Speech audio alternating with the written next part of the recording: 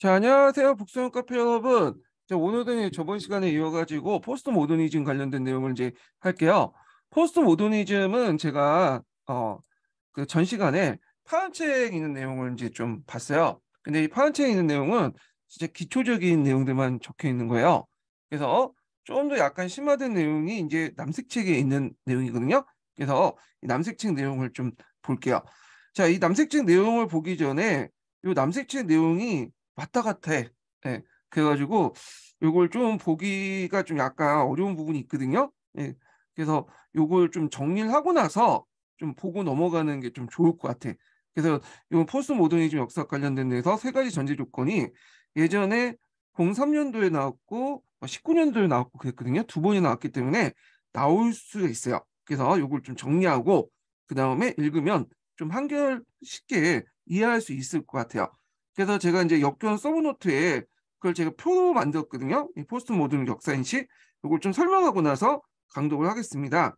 자, 여기에서 포스트 모던이라는 말은 앞에서 얘기한 것처럼 포스트는 대체하다는 뜻이죠. 모더니즘을 대체한다. 근대성을 대체하는 역사인식이라는 뜻이야. 그래서 이 근대성을 대체하는 역사인식은 뭘 바탕으로 하냐? 모더니즘은 뭘 바탕으로 하냐면 계몽주의를 바탕으로 했어요. 그래서 계몽주의의 전제 조건이 뭐예요? 인간이 이성을 가지고 있고 이성을 통해서 불합리한 점을 뭐냐면 타파하면 인류의 역사는 진보한다. 이렇게 이제 생각하고 있죠. 그래서 그 당시 이제 이성을 만드는 이 과학기술 음, 이런 것들을 상당히 좋게 보고 과학기술 발전시키면 진보한다. 이렇게 생각을 한 거야. 근데 그리고 이제 이런 사고방식이 우리가 알고 있는 사회주의라든지 뭐 계몽주의, 실증주의 모든 역사가 다 전제가 됐던 거야. 예. 근데 이제 이런 그 믿음이 깨지기 시작한 것이 1차 세계, 2차 세계 대전이죠. 그때 대량 학살, 그 다음에 이제 대규모 뭐냐면 또 전쟁을 통해서 이제 많은 사람이 죽어나갔잖아요. 그게 가능했던 것이 인간이 이성을 통해서 만들었던 과학 기술 같은 것들이거든요. 그래서 그거에 대한 이제 뭐냐 회의감이 2차 세계 끝난 후에 이제 확산이 되기 시작해요. 그래서 인간은 과연 이성적인 존재냐, 오히려 감성적인 존재다. 이성적인 존재가 아니라 그리고 어떤 이제 거대 프로젝트에 입각해서 역사가 발전된다는 거는 인간이 만드는 그냥 형이삭적 이념이고 신념일 뿐이지 그게 존재하지 않는다. 그래서 이런 모더니즘 신념을 대체하기 위해서 등장한 게 포스트 모더니즘이고요. 포스트 모더니즘은 그 철학이라든지 그 예술, 미학, 그 문학 등등에서 등장을 하기 시작해요. 이런 지적 흐름들을 큰 영향이 형성됐고 지적 흐름들이 형성됐고 이런 지적 흐름들의 영향을 받아서 역사학에서 수용을 했죠. 물론 역사학에서 그걸 100% 수용한 건 아니에요. 100%.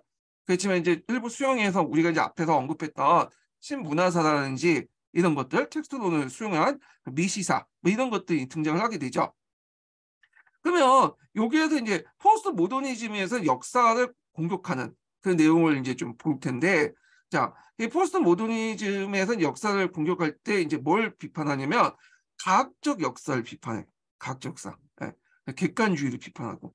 자, 객관주의 과학적 역사라는 것은 엄격한 사료 비판을 통해서 사실을 알아낼 수 있다. 이잖아요. 그러니까 랑케 이후에 만들어진 그런 사고방식을 얘기하죠. 그래서 후에 이제 랑케를 비판했던 뭐 쿠체, 콜링우드 뭐 이런 사람들도 결국에는 이 사료 비판 부분은 받아들이거든요. 랑케식 사고방식을. 그래서 이제 진리란 사실이라는 건 절대적이고 뭔가 사료 비판을 통해서 알 수 있다. 근데 이제 이런 과학주의, 객관주의에 반대해서 오히려 진리의 상대성, 역사의 진수의 주관적성을 오히려 이게 뭐냐면 훨씬 더 가깝다. 사료를 아무리 사료 비판을 해봤자 뭐냐면 진리 알 수 없고 사실도 알 수 없고 다 역사가가 만든 언어에 의해서 만든 창조물에 불과하다. 이런 식의 이제 인식이 포스트 모더니즘의 확산이 되고요. 그 과정에서 랑케 이후에 이제 근대의 역사학의 세 가지 전제 조건이 비판을 받게 돼요. 어디에서? 포스트 모더니즘에서. 근데 여기 주의할 것은 포스트 모더니즘이라는 게 실체가 막연하거든요. 이게 뭐 어떤 특정한 실체가 존재하지 않고 막연해 그런 경향을 얘기하기 때문에 대개 보면 이 포스트 모더니즘에 입각해서 역사학을 비판하는 사람들은 역사학 자체 내에서는 별로 없어요. 주로 이제 뭐냐면 철학자들이나 그다음에 문학 그 비평가 있죠. 문학 비평가 이런 사람들이 이제 주로 하는 얘기들이야. 그리고 이제 대표적인 이제 자주 언급된 인물이 하이트라는 사람이에요. 하이트.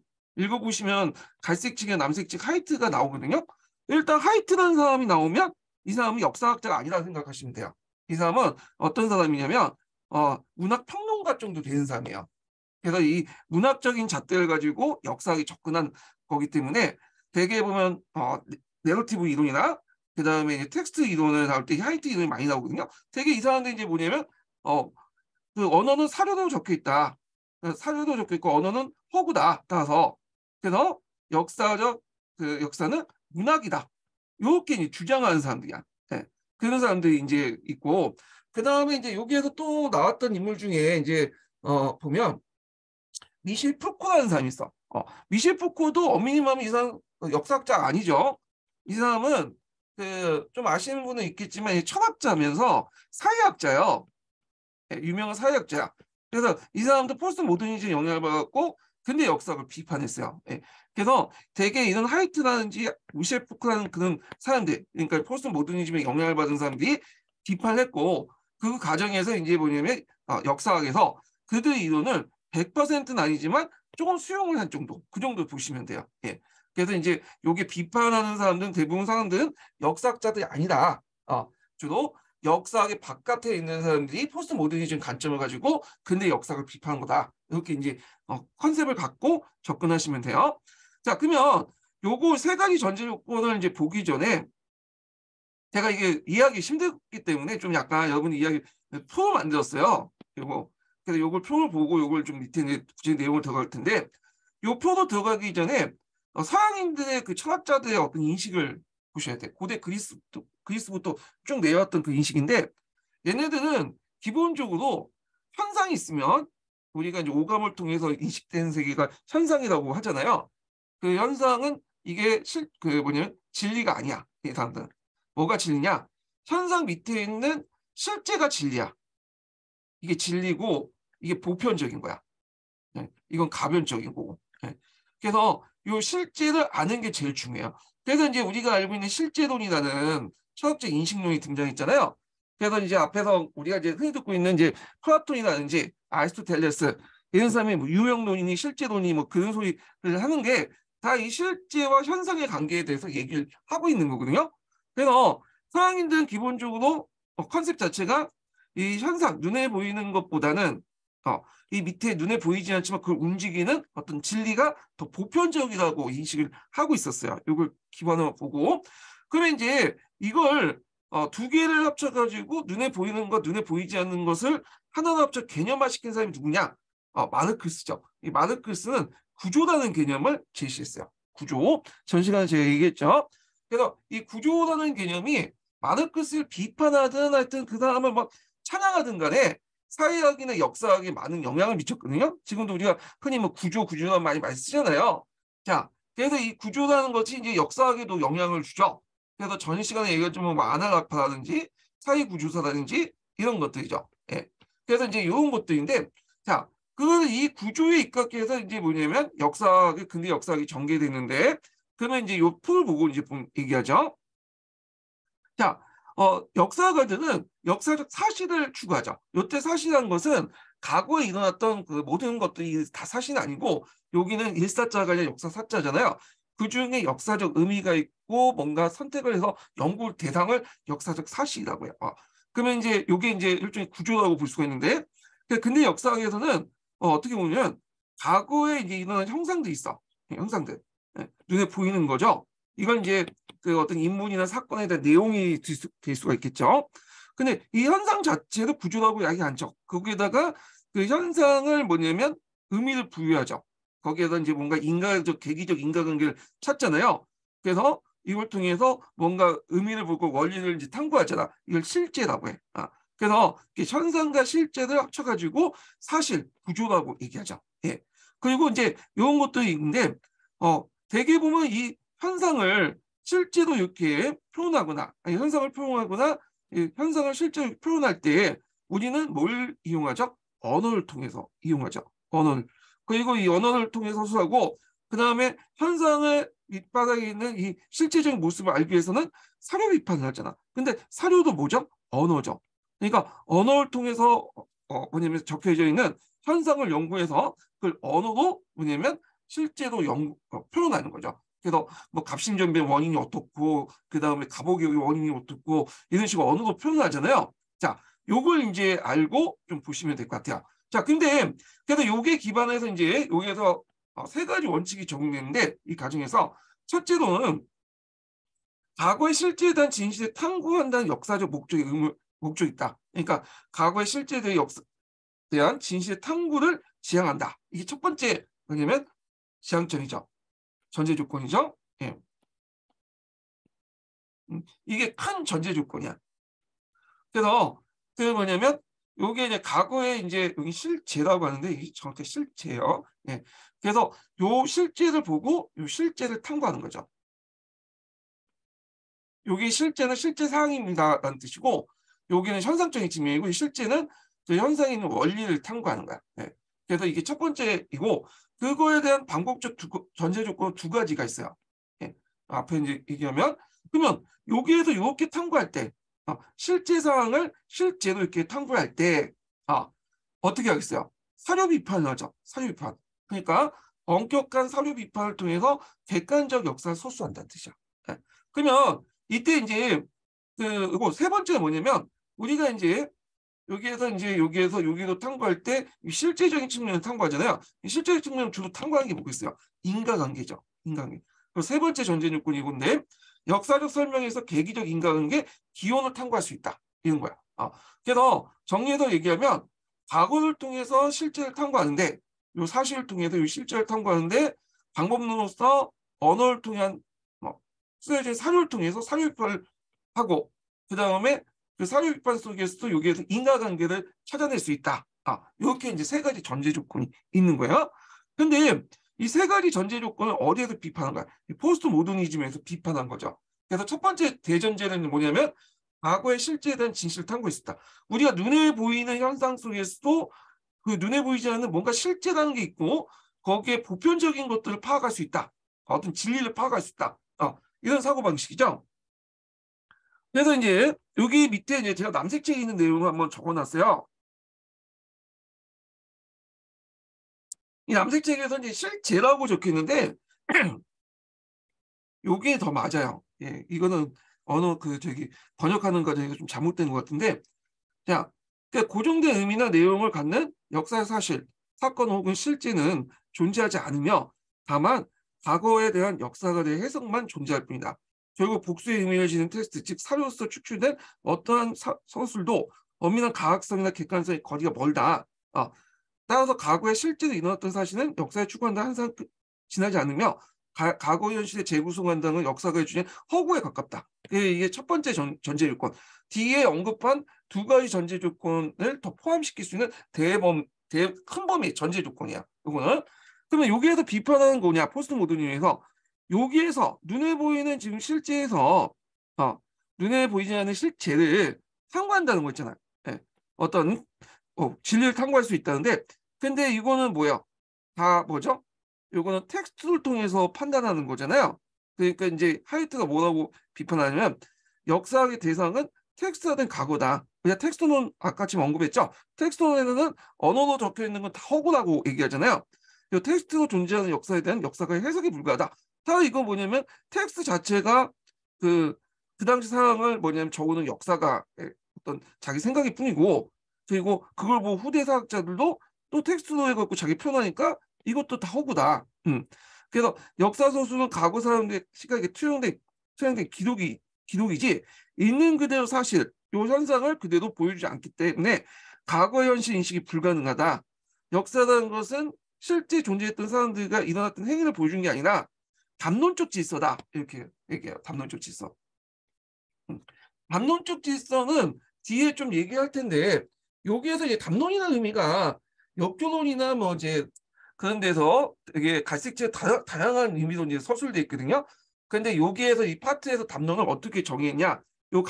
그 남색책에 나와 있어요. 어떤 의미나 관념을 언술로 바꾼 행위, 언어를 통해서 동안 의미의 포상이 이렇게 이제 있는데, 그때 의미가 이제 작동할 때 어떤 그대로 어떤 사실을 그대로 표현한 게 아니라 어떤 이데올로기가 개입됐다라고 보고 있어요. 어떤 특정 집단의 이데올로기가 개입됐다. 그래서 어떤 소설도 그 역사 소설도 이 담론적 질서에서 벗어날 수 없고 이데올로기 벗어날 수 없다라는 거야. 예. 그래서 예를 들면 우리가 이제 예전에 그 강우병 파동이 있었잖아요. 예. 그래서 우리가 이제 강우병이라는 게 지금도 확실치 않거든요. 뭐 소고기 먹었다고 해서 다 이제 걸리는 병도 아니고, 이것도 있는지 없는지도 소고기 때문에 강우병이 걸렸다고 인과관계도 증명이 안 됐어. 근데 예전에 이제 이명박 대통령 때 뭐 미국산 소고기 들어오니까 아 이거 강우병 걸린 거 아니냐 하면서 강우병 파동이 일어나면서 막 촛불 집회를 열고 했잖아요. 예.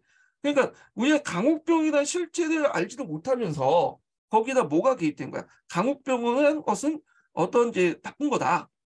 이데올로기가 개입돼 있잖아. 거기에 부정적 의미가, 그리고 여기 정권 타도도 연결돼 있고 막. 그러니까 강우병을 초월해서 뭔가 이데올로기 의미가 개입되면서 담론이 형성이 된 거야. 담론. 예. 그래서 이제 이런 것도 있고, 살다 보면 이런 거 되게 많죠. 예. 그래서 이런 담론적 질서라는 건 항상 그 밑에 이데올로기가 있고 어떤 특정 집단이나 권력자의 의도가 있다. 그 역사 소설도 그런 담론적 질서에서 벗어나지 못한다. 이렇게 주장을 하고 있어요. 예. 자, 하여튼 요거는 대전제고, 그럼 아까처럼 말했지만 두 번째 전제는 뭐냐면, 자, 여기 실제적 형상에서 실제 어떤 역사적 진실 파악에서는 그 방법론으로 자주 사용한 게 철저한 사료 비판이죠. 예, 사료 비판. 두 번째가 이제 엄격한 사료 비판과 관련된 내용이야. 그래서 엄격한 사료 비판할 때 객관적 역사를 서술할 수 있다는 거야. 이쪽 객관주의하고 연결돼 있죠. 그래서 이거는 이제 랑케에서도 보이고, 랑케 이전에서도 고대 시대 때 랑케가 있었죠. 예전에 한번 시험 문제 나오는데 투킨티데스도 요게 하죠. 예. 그 다음에 이제 우리가 이제 랑케를 비판했던 뭐 간념론자들 있잖아요. 뭐 하이트 이런 사람들. 예. 하이트가 아니라 저기 컬링우드, 크루체 뭐 등등등 이런 사람들. 그래서 신사학 계열의 사람들. 그 다음에 이제 우리가 이제는 앞에 신실증주의자, 논리실증주의자 있죠. 네. 이런 사람들도 기본적으로 뭐 각각의 그 안에서 이견이 다를 수가 있겠지만 전제 조건은 뭐야? 사료 비판이에요. 네. 그러니까 랑케를 비판하는 사람들도 간념론자도 사료 비판을 무시하는 게 아니에요. 예. 자, 하여튼 이 두 번째 서술에 대해서도 뭐냐면 전제 조건은 비판하죠. 마찬가지로 사료 자체가 뭘로 적혀 있어요? 언어로 적혀 있죠. 그래서 이 언어의 의미는 일시적, 의미적, 유동적이기 때문에 텍스트의 의미가 다양하게 해석될 수 있다. 그래서 사료 테스트에서 복합성, 모호성, 다의성, 주관성이 있기 때문에 산어부터 추측한 어떤 서술도 엄밀한 가학성과 객관성을 거리가 멀다. 객관주의, 가학주의 이런 것들 비판하고 있죠. 그 다음에 우리가 사료 분석을 하고 나서 거기에 이제 나름대로 의미를 부여하잖아요. 그래서 왜 이 현상이 일어나는가? 항상 역사에서 보는 원인을 찾죠. 계기를 찾고. 그래서 우리가 이제 교과서 보면 갑신전변의 원인이 뭐냐? 그다음에 갑오개혁의 원인이 뭐냐?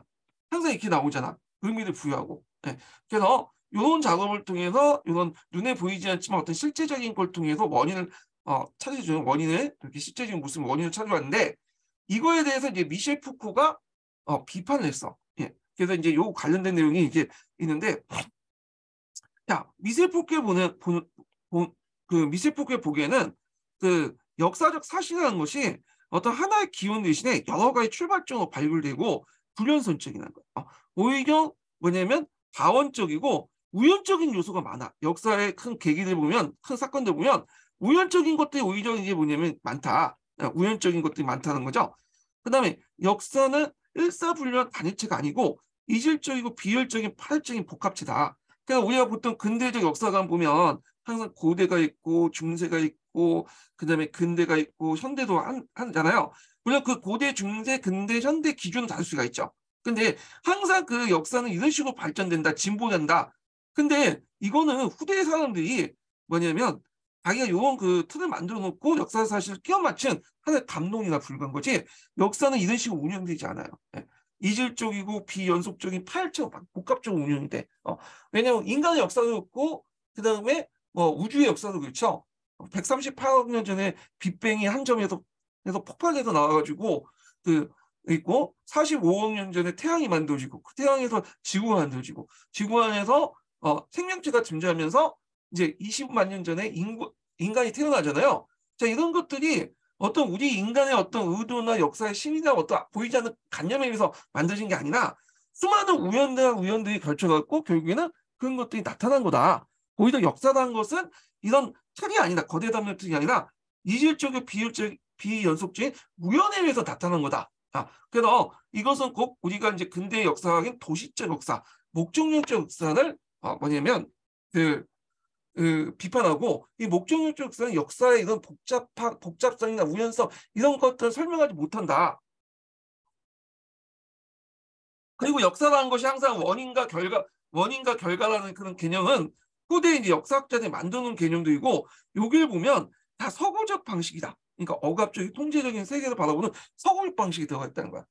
이건 뭐냐면 이제 고대, 중세, 근대 이렇게 현대 있고 마치 우리 그 역사가 그런 식으로 이제 진행하는 것좀 얘기하고 원인은 모두 그런 식으로 이제 설명을 하고 그리고 그 원인에서 약간 근대적 세계나 근세에서 벗어나 그 시대 구분에 맞지 않는 그 역사는 다 도태돼 있고 그런 식으로 설명을 하잖아요. 근데 최종적으로는 그런 그 사고방식, 현대의 자본주의, 시민사회 등등 이런 것들 설명하기 위해서 고대부터 중세까지 이런 식으로 설명을 하는데 이런 것들은 누가 만들었어요?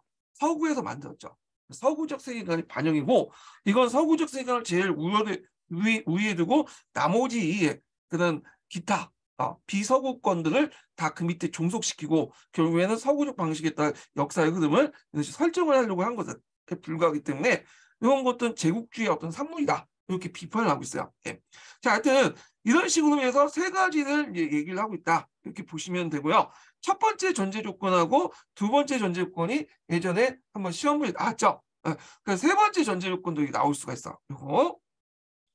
그래서 설명이 좀 어렵게 돼 있고 왔다 갔다 돼 있기 때문에 제가 이 부분 이렇게 해서 한번 정리를 해왔고 이제 여기 남색책 한번 읽어볼게요. 남색책 보시면 알겠지만 중국 난방에 오히려 그 관련된 논문 있는 게 좀 깔끔하게 정리되어 있는데 요거는 편집하는 과정에서 좀 정리가 영 아닌 것 같아요. 제 생각에도. 예.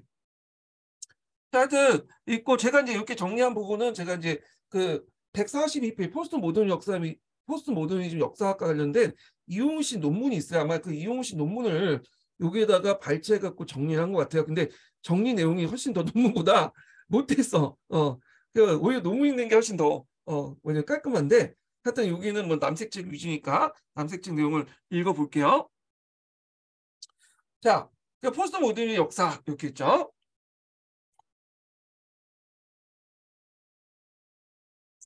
자, 근대 역사학에서 역사 연구의 목적은 과거 사실 이해가 있다. 랑케이의 근대 역사학은 자, 요거 좀 기억한 세 가지 전제 조건 발전인데 요때 랑케이의 근대 역사학의 범주는 어딜까요?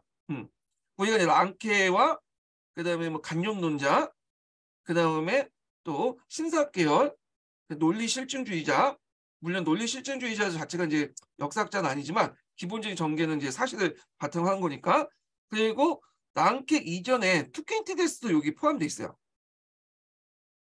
요거 범주를 좀 기억을 해주시고 자 그러면 즉 역사는 그 실제 일어났던 사실이며 역사가는 사료를 통해 객관적 역사를 서술할 수 있으며 시간적 연속으로 일관된 인과관계를 이끌어낼 수 있다. 무엇보다 과거에 실제된 진실을 탐구한 것이다. 요게 첫 번째 전제 조건이죠. 이게 첫 번째 전제 조건이고 이게 대전제야. 예. 그래서 두 번째하고 세 번째는 요걸 위한 설명이라고 보시면 돼요. 예. 그래서 역사가들은 과학과 이성이 지배하는 보편 역사를 기술가 있고 이때 보편 역사라는 것은 눈에 보이는 현상 밑에 보이는 실제적인 것들을 보는 거고 이 실제적인 것들 안에는 보편적인 것도 있죠. 보편적인 거. 그래서 이렇게 이제 현상에서 실제를 보는 거. 예. 그래서 이걸 진실탐구라고 얘기를 하죠.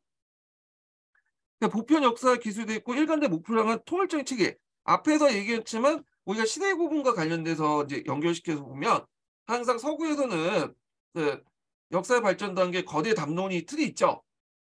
약간 좀 내용은 다를 수 있지만 고대, 중세, 그 다음에 근대, 현대 이렇게 되냐. 현대는 물론 그 현대 기준이 뭐냐가 되는 내용이 있지만 보통 시민사회 유럽식 시민사회, 자본주의 뭐 이런 것들은 현대고 모든 역사는 다 이렇게 이런 현대를 향한 유럽에서 추구하는 어떤 역사적 발전 단계에 따라서 모든 것을 흐름단식으로 얘기를 하잖아요. 자, 집합당수로서 역사의 개념을 발명했다. 자, 역사학은 인간의 시간적 계기성을 기초에 객관성을 추구하는 전문적인 발전을 하였다. 되어 있고, 자, 그다음에 두 번째 이제 그게 전제 조건이 이거죠. 이건 세 번째 전제 조건이고 세 번째 전제 조건 뒤에 나와 있어요. 미셸 푸코 관련된 내용이고 두 번째 전제 조건을 얘기하고 있어요. 역사가들은 사실과 가치 그리고 역사가 허구를 구분하는 사료 고증이 있다. 엄격한 사료 비판이 역사 연구의 기본 방향을 자리 잡으면서 역사가들은 역사 연구의 수학적 전통에 따르기보다는 과거 현상을 설명하기 위한 구조나 이론에 상정했다. 그래서 랑케 이후에 기본적으로 엄격한 사료 비판. 요거는 앞에서 얘기한 것처럼 랑케 비판하는 사람들도 이건 받아들인다고 했죠. 그래서 보시면 도표에 보시면 이 역사적 어떤 사실을 통해서 진실을 뽑아낼 때 뭘 바탕 사료 비판을 하는 거야. 엄격한 사료 비판을 통해서 이게 두 번째 전제 조건이죠. 이제 역사는 서사적인 역사, 또 이야기로서 역사가 아니라 문제 중심의 역사로 나갔다. 따라서 정통적인 이제 역사 연구는 사회과학적 역사 연구로 대체했다. 그러니까 엄격한 사회 비판의 과정에서 구조나 이론을 이제 바탕으로 사회 비판을 하게 되죠. 자, 그래서 이제 있는데 그러나 이제 20세기 후반에 이르러서 역사가는 경제 요소 외에도 문학을 강조하며 전하면서 사회 경제의 결정을 구분하고 구조에서 구체적 세분화된 경우에 관심을 가졌다. 역사가들은 거시적 차원에서 역사에서 구조에 매몰되는 개개인의 삶과 경험을 주목하면서 미시사, 신선사, 일상사 같은 연구의 관점이 영향을 확대했다. 또한 서구 역사학의 현실 자체보다 인간적이고 인식하고 경험한 현실에 관심을 두면서 개인 행위와 결정과 행위에 모순된 불일치를 내포한 다면적인 것을 보여주고 있다. 연구 주제도 민중의 멘탈리티, 경험과 성, 그다음에 신화 축제, 집단 심리, 종교 의식 같은 이전에 사소하거나 의미 없다고 여겨진 면들을 확장했고 인류학적 역사를 통해서 인류의 의미와 체계를 있는데 해석을 강조했다. 이렇게 했는데 자 여기에서 이제 이거는 첫 번째와 두 번째에 관련된 그래서 엄격한 사회 비판을 통해서 그 밑에 있는 뭐 구조나 이런 것들을 발표낸다는 거야. 두 번째, 세 번째. 근데 이거에 대해서 이제 20세기 후반에 대해서 역사가들인데 요 20세기 후반에 들어간 역사가들은 뭐냐면 포스트 모더니즘의 영향을 받은 사람들이야.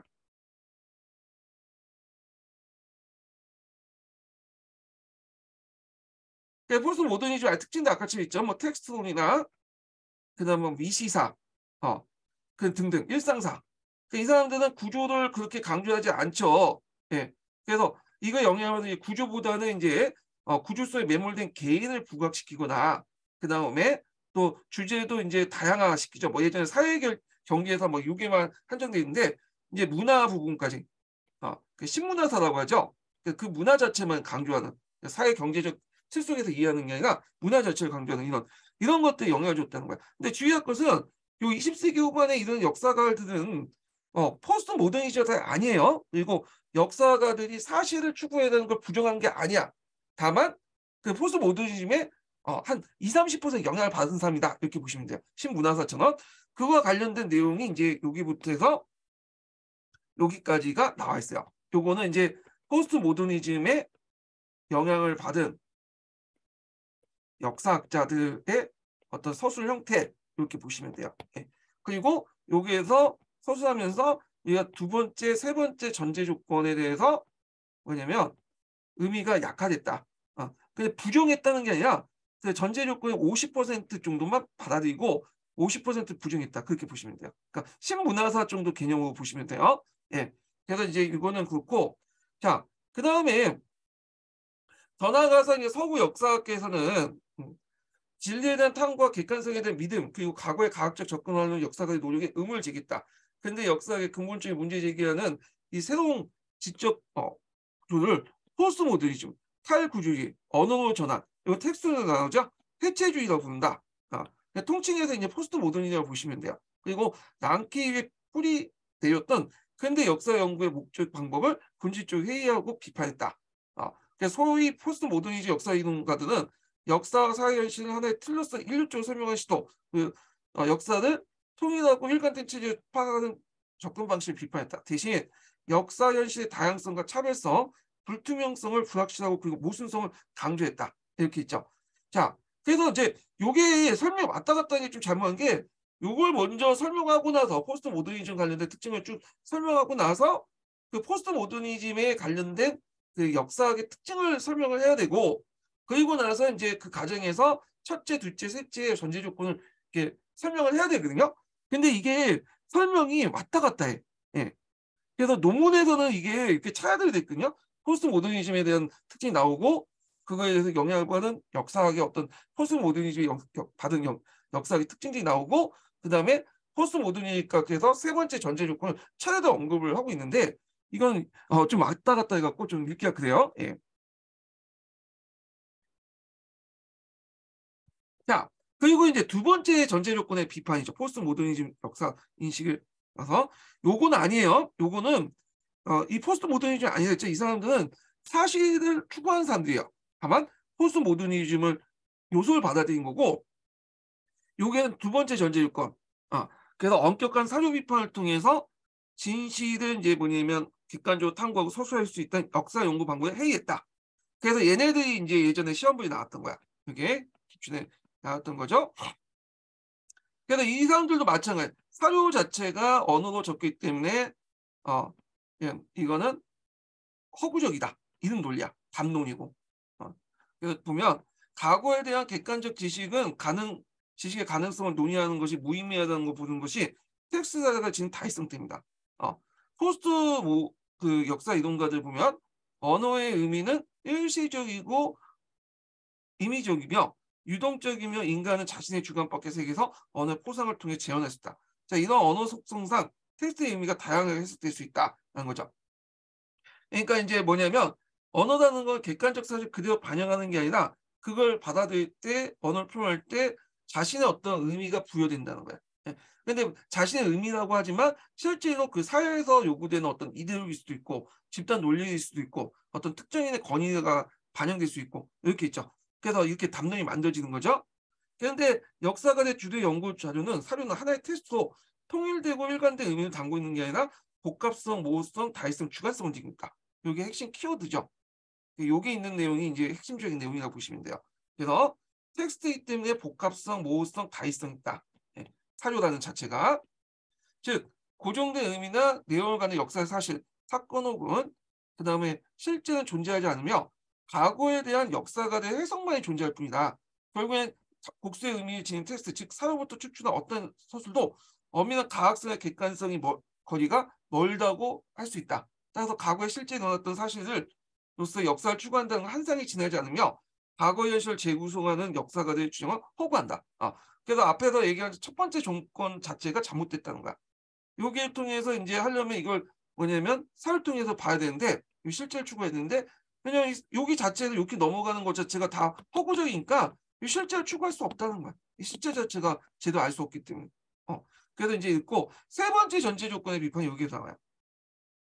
앞에서 얘기한 것처럼 이렇게 실제를 이제 참고하잖아, 진리를. 그 안에서 원인과 기원과 그런 것들 이제 탐구를 하잖아. 근데 이제 포스트 모더니즘 입장에 볼 땐 원인과 기운이라는 건 거대 담론에서 만든 틀에 불과하고 도식된 틀 속에 나온 것에 불과하고 담론적 질서에 불과하다는 거야. 다 인간이 만들어 놓은 거야.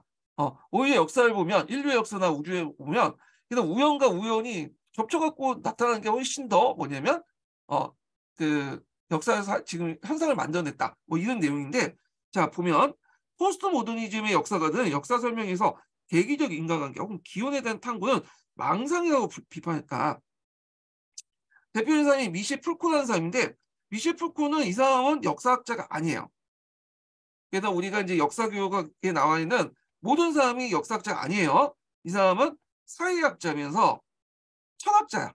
그래서 일사 전공하신 분들한테 물어보면 요 사람 되게 뭐냐면 다 알고 있어. 유명한. 이 사람이 그 쓴 책 중에 뭐 감옥과 관련된 내용이 있는데 하여튼 뭐 현대사회가 뭐 감시사회다 해서 감옥과 비교한 거 있는데 하여튼 뭐 중요한 건 아니고 자 인간관계의 법칙에 따라 원인과 기원을 추측하면서 의미 있는 통일성을 찾으려는 역사의 방법을 무시했다. 그래서 선행사건이 그 뒤에 오는 사건의 원인이 되는 역사의 통념에 따라 제동을 볼 수 있다. 선행사건이 뒤에 오는 사건의 원인이라는 것은 역사가의 통념에서 대한 제동을 볼 수 있다. 그래서 푸코는 현재에 의거하여 추정할 수밖에 없는 원인에 대한 탐구는 무의미하다고 보았다. 모든 시간은 현재에 있다. 과거를 통해서 현재가 온 게 아니라 현재는 과거와 상관없어. 그래서 현재는 독립된 과거는 없고 과거는 현재의 용어만 해석된다는 거야. 그리고 그는 사건의 원형을 선별하여 기원과 목적을 정의하는 반성론적 설명 방식을 뭐냐면 오유 지적했는데 그 사람이 지적한 내용을 보면 요거와 연결돼 있죠. 대기적 인간관계 기원. 하나의 기원 대신에 하나의 기원 대신에 여러 개의 출발점이 발굴되고 여러 가지 원인들이 있다고 보고 있죠. 불연속적인 것에 대한 우열적 형식의 무게를 두고 있다. 그래서 역사라는 건 오히려 우연에 의해서 여러 가지 원인들이 겹친 우연에 의해서 결정된다는 거죠. 예. 두 번째로는 역사는 일사불란한 거대한 단일체가 아니라 이지적 비혈설적인 파열적 복합체다. 그래서 이제 뭘 비판하고 있어요? 시대 구분에 의한 어떤 이제 그 거대 담론. 역사가 어떤 고대, 중세, 근대 이게 현대로 넘어간다. 이런 구조도 있죠. 여기 안에 마르크스한 인식도 마르크스 역사 인식도 있겠죠. 그래서 역사는 잠재된 이성의 자기 구원도 아니고 계급의식의 반려도 아니며 한 생산 양식이 다른 생산 양식 단선적 진보도 아니다. 그리고 미리 정해진 기원에서 출발해서 이제 하여 미리 정해진 궤도에 따라 미리 정해진 목적에 따라 도달하는 도시적 역사 인식 이해는 서로 다른 시간대 복잡한 중증성을 설명하지 못한다는 거. 예. 그래서 동시에 이제 뭐냐면 어떤 사회에서는 만약 이런 도시 입각해서 설명하면 어떤 근대 사회에서도 중세적 요소가 있고 고대적 요소가 있잖아요. 그리고 고대 안에서도 근대적 요소가 있겠죠. 이런 것들을 설명하지 못해. 이 도시 틀에서 설명하면 모든 걸 다 고대도 설명해야 되고 모든 걸 다 중세도 되고 근대 설명 다 같은 시간대에 있다는 이유로. 그다음에 또 여기 보면 원인의 개념은 명확히 연속적인 시간 개념의 토대를 두고 있지만 그와 같은 시간관의 억압적인 통제적인 세계관을 바로 서구적 방식이다. 앞에서 얘기했죠.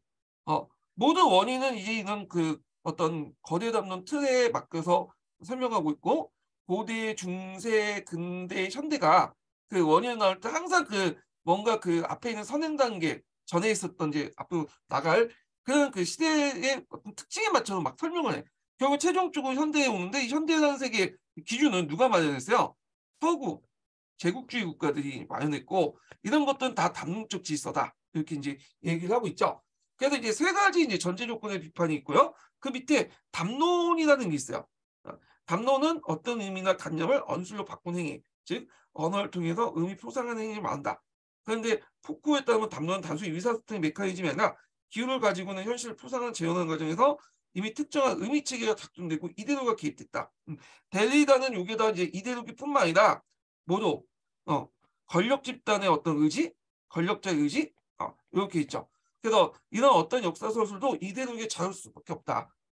우리가 이제 언어되어 있는 모든 것들은 뭐냐면 사회적인 어떤 것들에 의해서 담론이 만들어지고 이 담론은 어떤 특정 집단 그다음에 권력자 이데올로기가 어떤 의미가 개입된다 이렇게 보시면 될 것 같아요. 그래서 앞에 제가 강호병 얘기를 예를 들었는데 강호병 외에도 지금 우리가 이제 언론에 떠들리는 여러 가지 담론들이나 이런 것들이 있잖아요.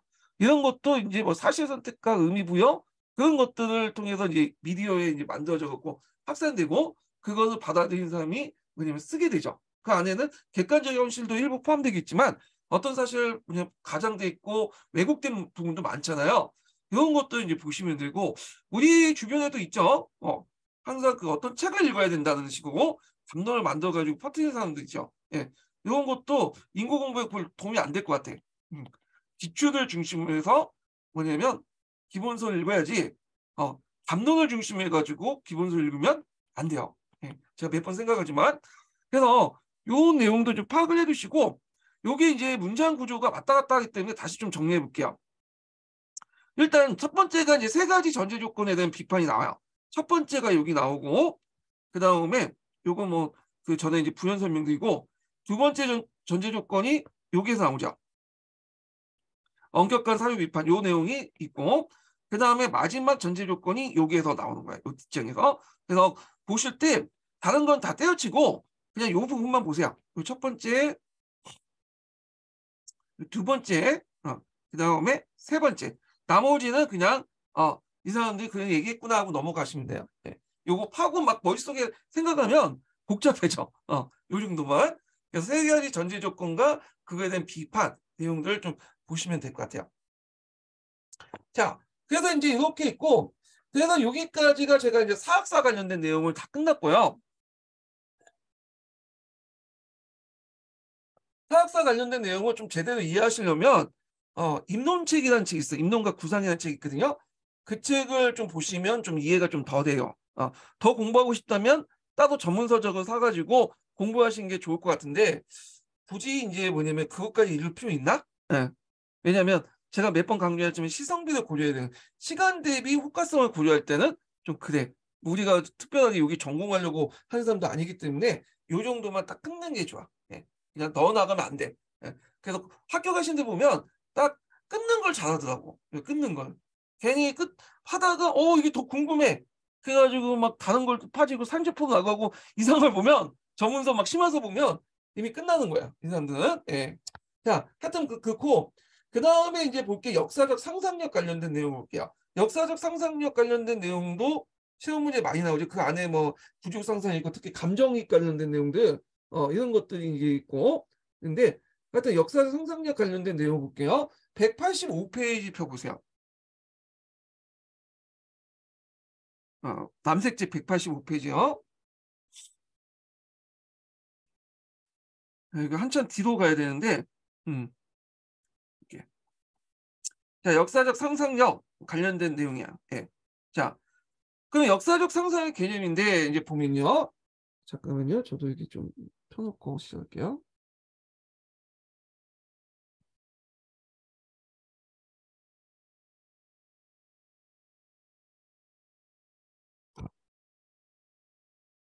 자, 요 상상이라는 것은 왜 필요하냐?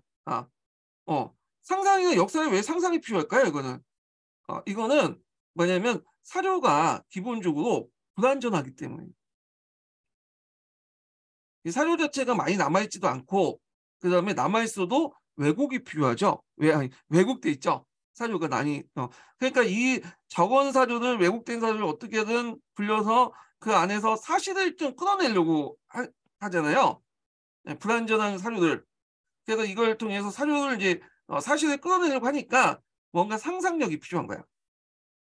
근데 역사적 상상이라는 건 문학적 상상과 차이가 있죠. 이거 예전에 한번 시험문이 나왔던 건데, 자, 역사적 상상이라는 것은 사실을 이제 끌어내려고 하는데 목적이 있는 거예요. 그러니까 아예 없는 것을 새로운 걸 만드는 게 아니라 부족한 그 사실 안에서 사료 안에서 뭐냐면 의미를 도출하는 거죠. 사실의 의미를 도출하기 때문에 나름대로 뭐냐면 이거는 완전히 뭐냐면 새로운 걸 만드는 그 창조라는 개념이 아니에요. 네. 그래서 이걸 이제 있고 그래서 여기는 부족한 사실을 통해서 의미를 끌어내기 때문에 우리가 생각하는 문학적 상상과 다르다. 그래서 없는 것을 있다고 하는 것이고 만드는 게 아니라는 거죠. 예. 이런 거 있다는 걸 좀 기억을 해주시면 될 것 같아요.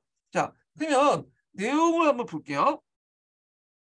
자, 역사 상상이 이제 왜 필요한가에 대해서 이제 뭐냐면 여기 두 가지가 있어요. 두 가지. 예. 여기서 첫 번째가 뭐냐 하면 역사적 자료는 역사적 사실 그대로 말아주지 않는다. 예. 일단 사료 자체도 부족할 뿐만 아니라 그 남아있는 사실들 지금 자료들이 뭐냐면 역사적 사실 그대로 말해주는 거 아니죠. 그러니까 우리가 이제 이걸 비판적으로 좀 상상력으로 이해할 필요가 있어. 예. 자, 그 내용을 볼게요. 그래서 우리는 역사의 사실 기본적으로 사료를 통해서 알게 된다. 사료는 역사 연구의 기초의 자료이며 역사 교육의 내용이 되는 역사 사실을 알려준다. 만약 사료가 없다면 우리는 역사의 사실을 알 수 없다. 실제 사료가 없어 역사의 사실을 알 수 없는 시기나 주제가 위에도 많다. 구석기나 신석기 같은 경우에는 그 글자 문자 사료가 없고 유물과 유적밖에 없잖아요. 어떤 시대는 또 뭐냐면 다크 에이지처럼 그 뭐냐면 그리스의 그 다크 에이지처럼 그런 시대는 아예 없잖아. 그런 시기도 있죠. 자, 그런데 우리가 보고 듣고 알고 있는 역사적 사실이 사실 그대로인 것이 아니다. 사료는 본질적 과거 사실 중에 선택된 내용만 담고 있으며 그다음에 자연과학이나 사회과학 같이 연구 과제에 대한 명확한 답을 제공하지 못하는 경우가 많다. 그래서 사료는 역사 사실들 우리가 알고 있는 것처럼 줄거리를 갖춘 이야기를 전해주지 않는다. 사료에 흩어져 있는 내용들 역사가들 하나의 줄거리를 구성한 거다. 그러니까 예를 들어서 고구려의 수화 전쟁 올 때 이게 우리가 볼 때는 이야기 형식으로 돼 있잖아요. 근데 그게 아니라 실제 그 원래 나온 기록 자체는 삼국사기하고 삼국유사는 띄엄띄엄 그 글로 구성돼 있어. 그러니까 역사가들이 이제 삼국사기에 있는 내용들을 삼국유사가 아니라 삼국사기죠. 삼국사기에 있는 내용과 그다음에 그 당대에 이제 그 구당서나 뭐 신당서 그 다른 사서들 바탕으로 해갖고 그 고구려 수해 전쟁이라는 내러티브를 만드는 거야. 예. 그리고 거기에 인과관계를 부여하고 그 과정에서 이제 역사적 상상력이 필요했던 거죠. 예. 그래서 이제 요 관련된 내용이 예문이 이렇게 이제 있는 거야. 예. 그리고 그 안에서 이제 또 사료를 구성하는 과정에서 이야기를 구성하는 데서 사료가 빠진 내용이 있잖아요. 그러니까 그 사료가 빠진 내용을 메꿔주면서 상상력이 또 필요한 거죠. 예. 그래갖고 이런 내용들 얘가 이제 그 고구려 수후 전쟁이 있으니까 요거는 각자 보시고요. 예. 좀 시간이 많이 걸리니까 자, 두 번째는 역사는 인간의 활동이죠. 자, 인간의 활동이라는 건 크게 뭘로 구성되어 있죠? 외면과 내면으로 구성되어 있죠. 되게 이제 사료라는 거는 외면은 잘 나오죠. 뭐 100% 나오진 않지만 어느 정도 보이잖아요. 근데 인간의 내면은 잘 몰라. 그러면 인간의 내면은 뭘까? 요 외면적으로 보이는 사료적 내용을 바탕으로 해서 감정이입을 하게 되는 거죠. 감정이입이나 상상력, 감정이입도 크게 이제 상상력에 포함되어 있는 거죠. 그래서 자연과학이라는 것은 외적인 측면을 보면 되겠지만 이런 사회과학이나 역사학 같은 경우에는 외적인 측면뿐만 아니라 내적인 측면도 있죠. 인간의 어떤 그 의지라든지 생각이라든지 이런 것도 있는데 이런 것들은 공식적인 사료나 뭐 이런 그 자료에는 잘 안 나온 게 있어. 물론 나온 부분도 있지만 그 솔직히 그 나왔다 해도 이제 그 기록한 사람이 주관적 의미가 많이 부여된 거겠죠. 그러다 보니까 이걸 하려면 상상력이 필요하다. 이런 내용들이야. 예. 두 번째 내용이 요 관련된 내용이거든요. 그래서 뒷부분만 볼게요. 핵심적인 내용 볼게요. 이처럼 겉으로 명백히 드러나지 않는 역사적 행위, 목적, 의도, 사상을 파악할 때는 상상이 필요하다. 그리고 그래서 간접론에서 서 있는 역사학자는 역사 이해를 역사 사실을 상상적 재구성으로 봤다. 뭐 이렇게 있고요. 그래갖고 이제 재구성한 내용은 뭐 컬링우드가 뭐 재현이나 재사하고 뭐 이런 것들 이제 얘기했죠.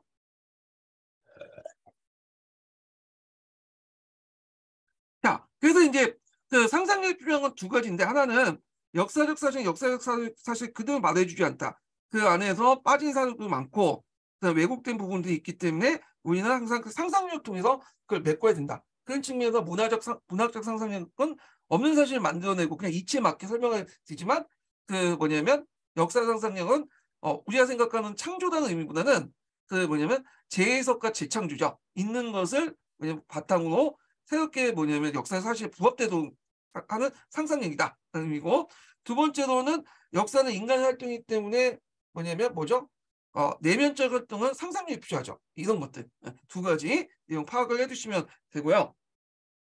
그 다음에 이제 역사적 상상의 성격을 볼게요. 자, 여기에서 이제 역사 이해의 상상은 어떤 형태로 띠게 될까? 상상이 보거나 듣지 못한 걸 머릿속에 그리는 것이라고 할 때 상상한 사실 중에 지각하지 못하거나 실제로 일어날 가능성이 있는 것도 있고 현실에서 제대로 일어날 수도 없는 것도 있다. 자신이 이루고자 하는 바라는 것들을 상상을 한다.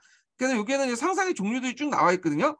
그래서 그 포원이라는 사람이 상상의 종류를 나눠봤어. 이 사람이. 여기는 역사적 상상도 있고 아닌 것도 있어요. 포원의 이론은 이제 뭐냐면 지금까지 문제는 안 나왔거든요. 이 사람은 기출에 나왔지는 않은데 딱 보시면 알겠지만 딱딱 떨어져. 딱딱 떨어져. 이게 채점하기가 진짜 편하게 돼 있어. 이 부분이. 그렇기 때문에 한 번은 제가 나올 것 같은 느낌이 들어. 요것은 제가 그래서 모의고사에도 한번 내고 그랬거든요. 한 두세 번 냈어요. 제가 이 사람을. 예. 그러니까 언젠가는 한번 나올 것 같아. 이 사람 내용이. 그러니까 이 사람이 이제 상상 형태를 이제 세 가지로 나누고 그 안에 또 이제 작게는 몇 가지 또 나눴는데 첫 번째가 상상 속에서 두 번째가 가정으로서 상상 그리고 상상력을 가지고 이렇게 이제 세 가지를 구분을 하고 있어요. 자, 그러면 이제 첫 번째 볼게요. 상상 속에서라는 건 두 가지 의미가 있어요. 첫째는 현실 속에서와 대조적인 의미고, 대표적인 게 이제 상상 속에서 하는 일은 실제로 일어나지 않는 일을 머릿속에 생각하는 거예요. 백일몽이죠. 그래서 백일몽이 대표적이다. 백일몽은 머릿속에 이미지가 이어지는 것으로서 이미지가 끊어지며 중단되는 상상 형태다. 자, 이러한 상상은 증거와 관련이 없는 역사적 상상이 아니다. 이게 이제 그죠. 그래서 저도 요즘에 어, 돈이 좀 구해서 로또를 2만 원치 맨날 사고 있거든요. 그래서 한 주 이게 로또를 사면 한 주 동안 상당히 행복하더라고요. 해피하더라고요. 그래서 내가 로또를 해갖고 뭐 20억을 당선 받으면 뭘 할까? 그래서 대출금 갚고 집을 좀 괜찮은 거 사고 막 이게 상상을 하게. 또 10억은 저기 와서 적금을 예금을 딱 해놓고 이자 받아먹고. 자, 근데 이거는 전혀 증거 관련이 없죠. 이런 것들은 역사 상상이 아니야. 증거 관련이 있어야 돼. 예. 자, 하여튼 이렇게 있고 상상 속에서가 이제 두 번째가 유도되는 상상인데 이렇게 보면 예를 들어 웅변가드 연설 들을 때 우리는 그 연설 내용이 말하는 상황을 머릿속에 그려질 수 있잖아요. 이때 상상은 외부의 자극에서 유도된 것이다. 역사 이해도 유도된 상상이 이루어지는 경우가 있다. 그렇지만 이 상상이 되게 외부가 아닌 내부에서 유도된다. 이 말은 뭐냐면 역사적 지식을 이제 얘기할 때 우리가 이제 어떤 그 사료를 통해서 이제 뭐냐면 이렇게 유도될 수 있다 이런 내용이에요. 예. 그 내용을 보면 프랑스 혁명의 성격을 구정지으려는 역사가는 프랑스 혁명에 속하는 일련의 사건들을 상상 속에 재구성했다. 요거는 다 이제 뭐냐면 사료를 읽고 이제 이렇게 상상을 하는 거죠. 자, 이런 상상은 자연적이나 맹목적 이론이 아니라 역사가의 필요와 목적에 따라 유도하는 것이다. 그래서 역사가는 자신의 지식이나 기능을 활용하여 겉으로 드러내지 않은 이미지를 이끌어낸다. 그래서 우리가 이제 어떤 사실을 바탕으로 할 때, 어떤 사료를 읽을 때 자신의 지식과 이런 것들을 바탕으로 해서 어떤 상상을 유도하는 거죠. 그래서 상상의 결과로 얻게 되는 그 사건의 성격은 머릿속에 강한 이미지를 낳게 되며 그 이미지는 상상이 중단되도 사라지지 않는다. 이렇겠죠. 그래서 사료를 통해서 자기 나름대로 어떤 상상을 유도하는 그런 것들. 이런 것들은 이제 뭐냐면 두 번째 유도되는 상상인데, 요거는 역사 상상에 속할 수 있겠죠. 상상 소관의 두 번째 케이스는. 자, 그 다음에 이제 가정으로 상상해요. 이프된. 그래서 이제 이프된을 보면 자신이 어떤 처지나 상황에 처해 있다고 가정하고 그러한 처지나 상황에 어떤 생각이나 행동을 할 것인지 고려하는 것이다. 가정어의 상상은 가정된 상황을 모사하거나 자신이 그 상황에 있는 것처럼 행동하고 형태를 띈다. 역사적 행위자의 처지라고 상황을 어떻게 이해하고 만약에 내가 위화도 해군 때 이성계라면 이렇게 이제 이해할 수 있겠죠. 그에 비추어 어떤 행동을 했는지 생각해 본다. 자, 가정어 상상에 위해서는 시각을 받고 자신의 다른 믿음이나 감정, 행동이 방식을 인식할 수 있어야 된다. 그래야지 새로운 관점을 이해할 수 있다. 이건 아마 이제 역사적 행위자 입장에서 이제 감정이입을 하는 거죠. 맥락적 감정이니까 약간 비슷한 개념에서 이제 보시면 될 것 같아요. 전제 조건이. 자, 그래서 역사에서의 그 가정으로서 상상은 증거의 외관상 나타나는 것 이상으로 함축된 의미가 있다. 왜냐면 이성계의 위화도 해군이라는 것을 알기 위해서는 위화도 해군만 아니라 그 사료 속에 나타나 있지 않은 어떤 증거에 나타나 있지 않은 그 내면까지 들어가 있어야 되잖아요. 예. 그러니까 이제 상당히 이제 뭐냐면 그 안에 있는 것보다 더 외견상 나타난 것보다 더 함축된 의미가 있죠. 그래서 겉으로 드러나 있는 사실 대신에 내재적 의미를 증거 볼 수 있다. 만약에 내가 이성계가 위화도 해군 당시 이성계였다면 이성계의 감정이입을 드는데 그때 이성계의 어떤 행위를 맥락적 감정이입을 통해서 하게 되는 거죠. 예. 그래서 이런 것 자체가 일종의 증거가 볼 수 있다는 거죠. 자, 그 다음에 위드, 상상력을 가지고 하는 거야. 자, 상상력을 가지고 하는 것은 보면 정해진 틀이나 관리에서 벗어날 수 있는 능력을 의미한다. 조그만 증거에서 여러 가지 사실을 뭐냐면 추론하거나 오래된 자료에서 새로운 구조를 만들어내는 것이 상상력을 가지고 있는 행동 특성이다. 그래서 역사가는 역사 해석을 위해 새로운 자료를 찾기도 하지만 같은 자료를 새롭게 해석하게 된다. 관점을 달리하거나 다양한 사회를 비추어 해석한다. 이 상상력이 뛰어날수록 새로운 역사적 해석 가능성이 높아진다. 이런 거죠. 조그만 단서를 가지고 뭔가 상상력 부여해서 하는 건데, 물론 이제 상상을 부여에 따라서 없는 것을 막 있는 것처럼 하고 맥락 생각하고 그렇게 상상하는 게 아니죠. 자, 예를 들어 갖고 이제 예를 무능왕릉에서 무능왕릉 그 합장이죠, 무능왕릉. 근데 그 왕비 무덤에 그 무능왕릉은 뭐 60세 정도 돼서 죽는데 왕비는 보니까 30대 여자. 그래서 거의 30살 차이가 나죠. 그럼 이 왕비가 첫 번째 왕비가 아니라 두 번째 계비일 거다. 이렇게 이제 추론을 할 수 있고, 그럼 무능왕릉과 동시에 만든 송상리 6호부는 여기 보니까 여자 무덤을 파보니까 여기가 이제 나이가 좀 많은 50대 여자가 있단 말이야. 예, 이빨이 발견됐어. 그래서 요걸 이제 볼 때, 처음에는 여기에 묻히려고 했다가, 나중에 이제 무능왕릉이 이제 이 사람이 먼저 죽고, 첫 번째 부인이 죽은 다음에, 그 무능왕이 죽었는데, 그 무능왕이 여기 묻히면 안 되니까, 이제 얘가 두 번째 계비가 여기에 묻히지 말게 하고, 첫 번째 왕비만 문을 닫고, 새롭게, 무덤을 만들어서 무능왕을 만들고, 여기 자기 남편을 모신 다음에 자기가 죽어서 여기에 들어가려고 했다. 이렇게 할 수가 있겠죠. 그걸 알 수 있는 게 여기에 두 개의 뭐냐면 어금니 뼈를 가지고 나이를 추론해 가지고 이렇게 무능왕릉을 만드는 당시 성상육구분이 벌어지고 왜 무능왕릉이 만들어진가 이런 식으로 추론을 할 수가 있죠. 예. 이런 것들이 이제 상상력을 가지고요. 예. 상상을 가지고 자 그래서 이제 세 가지 이제 형태가 있고 그 안에 이제 첫 번째는 앞에 이제 상상 속에서는 두 가지 의미가 또 그 안에서 나눠질 수 있죠.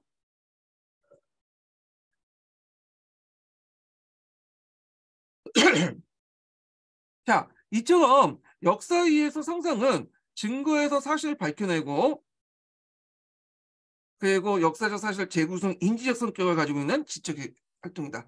그러니까 여기에서 이제 산성은 증거에서 사실을 밝혀낸다. 이걸 재창조라고 이제 얘기를 하거든요. 그러니까 인지적 성격이라는 건 이제 뒤에도 자주 나오고 있지만 인지적 성격은 증거와 사실을 바탕으로 사료를 바탕으로 해야 돼. 이게 인지적 성격이고 증거와 사료를 바탕으로 하지 않는 그런 성격은 정의적 성격이라고 해요. 정의적. 이거는 상식적으로 증거와 뭐냐면 사회적 증거와 어떤 사료가 없더라도 지금은 이제 지금 입장에서 상식적으로 이게 뭐냐면 생각할 수 있는 게 정의적 성격이야. 정의적 성격. 예. 그래서 역사에서 상상은 기본적으로 이런 사료를 바탕한 인지적 성격이고 때에 따라 사료가 없을 수 있잖아요. 그렇기 부분적으로 정의적 성격도 일부 이용할 수 있다. 이렇게 돼 있어요. 그래서 이제 증거를 분석하고 합리적으로 해석하여 역사적 사실을 재구성하면서 과거의 상을 만들어가는 것이 역사적 상상력이다. 자, 역사적 상상력을 위해서는 상황에 대한 지식이 필요하다. 그래서 역사적 상상은 어, 없는 일을 새로 만드는 것이 아니라 재구성하는 것이지만 한편으로 창조의 성격을 갖고 있다. 근데 여기에서 말하는 창조라는 의미는 해석하는 게 우리가 문학이나 예술에서 말하는 창조의 의미와 달라요. 없는 것을 아예 있는 것처럼 만드는 게 아니고 없는 것을 있는 걸 만들 이치에 맞게만 설명하는 게 아니라 아까 증거를 통해서 만들어내는 거야. 부족한 걸 메꾸는 거죠. 그래서 이때 창조라는 건 재창조라고 보시면 돼요. 이렇게. 그래서 이제 역사적 상상으로 재구성된 과거의 사실은 실제 일어난 것 자체나 과거의 상 전체가 아니라 역사가 이해하는 범위다. 이 때문에 역사적 상상은 인간의 행위를 이해할 때 현재 인간의 이해하는 방식으로 접근하기 쉽다. 그렇지만 상상은 합리적 역사 이해를 끌어내려면 현재 인간이 이해한 것과 과거 인간이 이해를 다를 수 있다는 점을 유의할 필요가 있다. 예.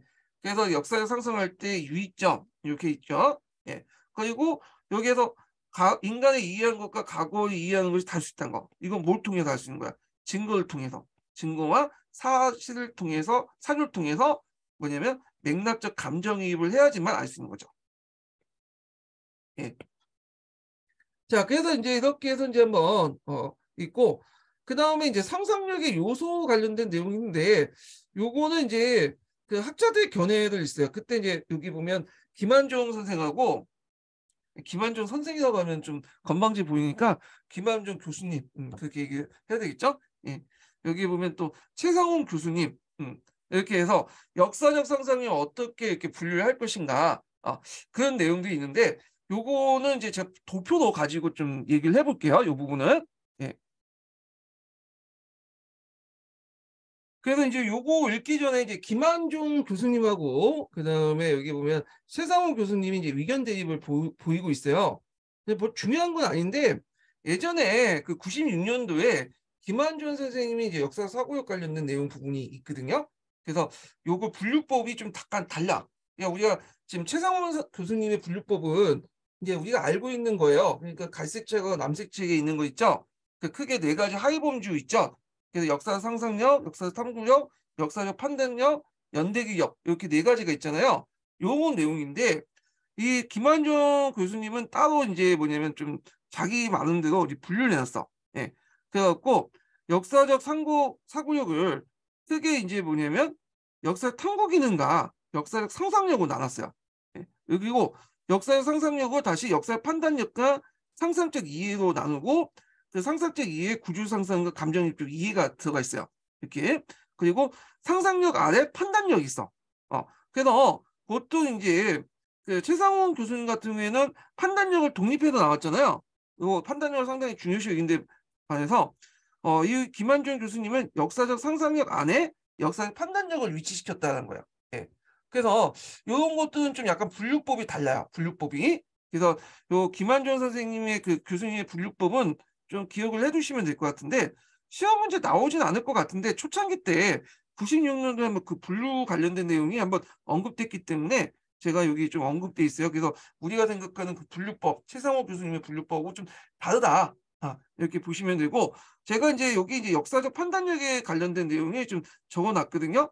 그래서 요거 뭐냐면 범위를 그 비교해 놨으니까 각각 교수님들이 어떻게 분류해 놨는가 이런 것도 좀 기억을 해두시면 되고 그 김한종 교수님은 요 역사 상상력을 역사적 판단 그러니까 역사 판단력을 상상력 밑에 뒀고 그다음에 최상훈 교수님은 연대기업학력, 역사 탐구력, 역사 상상력, 역사 판단력 이렇게 해놓고는 이 역사적 상상력을 독립적으로 봤다. 이렇게 보시면 될 것 같아요. 그리고 갈색책이나 남색책에 있는 내용은 최상훈 교수님의 분류법에 따라서 역사 사고력 하위 범주를 놓은 거예요. 예. 자, 그래서 이제 이렇게 있고요. 그럼 관련된 이제 그 내용을 좀 볼게요. 뭐 여기 보면 여기 역사적 상상력의 구성 요소를 분류하는 시도가 있었다. 이렇게 있죠. 그러니까 김한종은 역사적 상상력의 상상적 이해와 역사적 판단을 이렇게 두 개 두고 앞에서 그 도표 잠깐 보세요. 예. 역사 상상력과 역사 탐구기는 나오고 역사 상상 안에 역사 판단력과 상상적 이해를 뒀죠. 이게 구조 상상과 감정적 이해를 두고 자 그래서 이제 그는 역사적 상상 이해, 구조 상상, 감정적 이해를 나눴다. 그리고 구조 상상은 자료에 빠져 있거나 겉으로 명백히 드러나지 않는 역사 사실을 상상으로 메꿔놓은 보관과 삽입, 같은 자료도 이전과 달리 해석하는 대안적 해석도 제시했다. 여기에 뒤에 나오는 구조상 뒤에 나와 있을 텐데 여기에서 이제 보관이 있고 그 안에 개념 안에 그 다음에 여기 이제 삽입도 있고요. 그 다음에 대안적 해석도 있어요.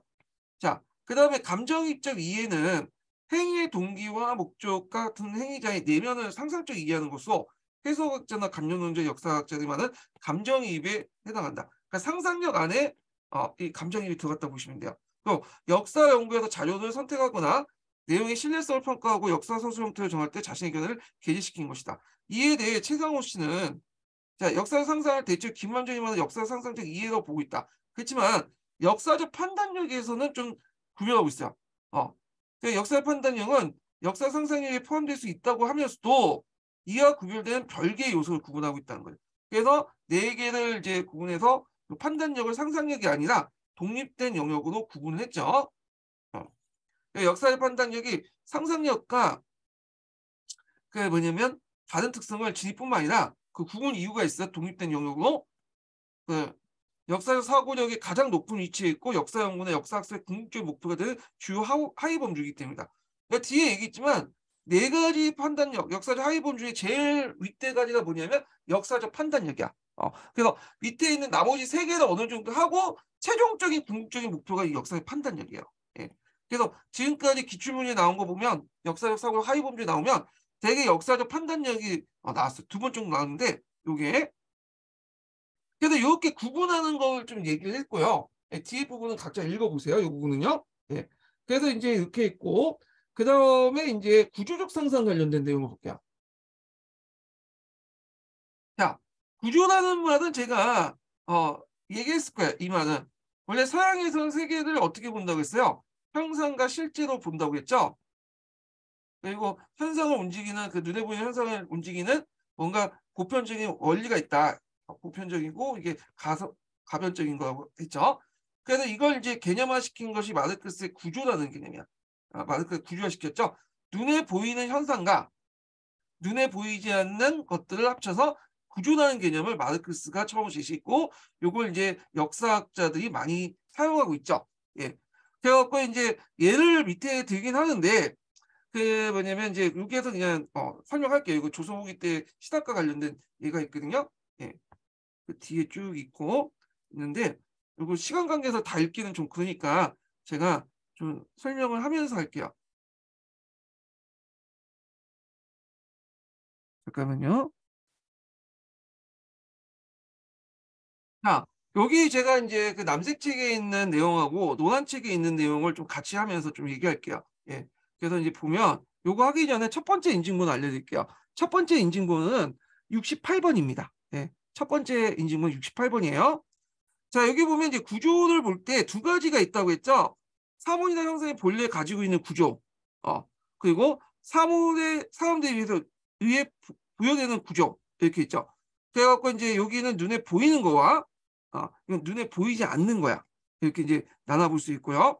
그 예를 이제 들어놓은 게 제가 논문책에서 이제 가지고 있는 걸 이제 설명했고, 자, 그러면 이제 좀 볼게요. 우리가 이제 그 이익이나 그다음에 정영훈이나 유영훈이나 박지원, 박재가, 유수원, 홍대원 같은 거는 사실이죠. 사실 속에 보이는 거고 있잖아요.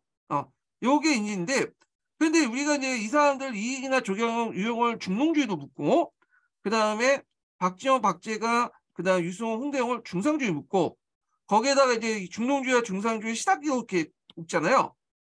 그러면 이거는 우리가 이제 이 사람들을 중상주의, 중농주의 시작을 묶는 거는 뭐야? 상상력을 통해서 묶는 거죠. 보이지 않는 것들 묶는 거죠. 이건 보이지 않는 거죠. 그러니까 이런 보이는 거와 보이지 않는 것을 묶어서 우리는 구조라고 한다. 시각이란 구조라고 얘기하죠. 예. 이런 거와 이제 두 가지 내용이 있다. 이렇게 보시면 돼요. 자, 그러면 이제 남색책 내용을 발췌적으로 해볼게요. 자, 일반적 구조란 구조의 정의가 나와 있어요. 사물이나 사건, 현상을 구성하는 그 각 부분의 요소나 상호 관계와 이외에 의해 결정된 전체 성격을 의미한다. 이렇게 있고, 그래서 이제 사물이나 현상의 구조는 크게 두 가지로 나눌 수 있다. 첫째는 그 사물이나 현상이 원래 가지고 있는 구조이며, 둘째는 사람들이 부여하는 구조다. 역사 이해와 관련된 깊은 것은 역사 사건이 처음부터 가지고 있는 구조가 아니라 역사가들이 부여하는 구조다. 이렇게 있죠. 그래서 우리가 이제 역사 이해와 관련된 건 역사 사건과 관련된 것들을 의미를 부여하는 거잖아. 그 앞에서 얘기한 신학과 관련된 내용이고, 그래서 앞에 이제 얘기한 신학과 관련된 예가 여기 뒤에 있어요. 제가 이제 도표 설명한 부분이 여기 있고요. 그래서 이제 신학을 얘기할 때 우리가 이제 눈에 보이는 여러 가지 신학자들을 중농주의와 중상주의 학파를 묶고, 또 뭐 어떻게 백과서전파, 뭐 역사지학파 이렇게 묶을 수가 있죠. 그런 식으로 또 시사학이나 큰 테두리에서 묶고, 그래서 이렇게 그 신학을 어떻게 묶냐 또 각기 이제 다른 그 구조 해석을 통해서 이제 묶어낼 수 있잖아요. 그래서 역사가들은 각종 자료를 해석하고 신학이라는 역사 사건의 구조를 부여한다. 뭐 이런 내용들 기억을 해주시면 될 것 같고요. 자, 그 다음에 이제 보관과 삽입이 들어가기 전에 잠깐 여기에서 말하는 상상적 이해, 역사 상상의 이제 분류를 볼게요. 요건 남색책하고 제 노란책에 있는 내용은 이제 바탕으로 이제 얘기했는데, 우리가 이제 상상적 이해, 역사 상상은 크게 세 가지로 볼 수가 있어요.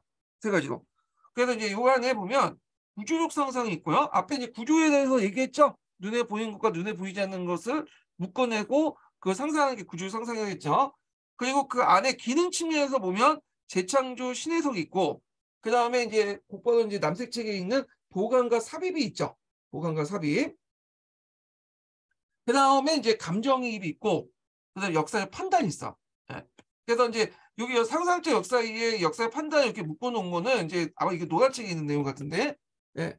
요거는 이제 뭐냐면 그 김한종 교수님이 그런 식으로 이제 얘기를 한 것 같아. 예. 그래서 이제 있고 역사적 판단력 관련된 내용은 뒤에 있으니까 이제 뭐 이렇게 그때 보고, 그 다음에 감정이입 상당히 중요하죠. 감정이입도 그 역사 상상력 안에 있는 거예요. 예. 근데 역사 판단력의 견해는 좀 다르다고 했죠. 네, 이렇게 이제 보시면 될 것 같아요.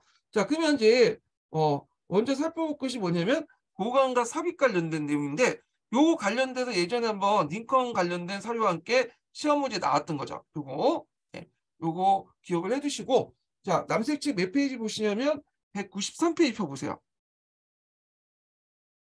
보강과 삽입인데 요 부분은 좀 쉬었다가 진행할까요? 요 부분은 네, 좀 쉬었다가 진행을 하겠습니다.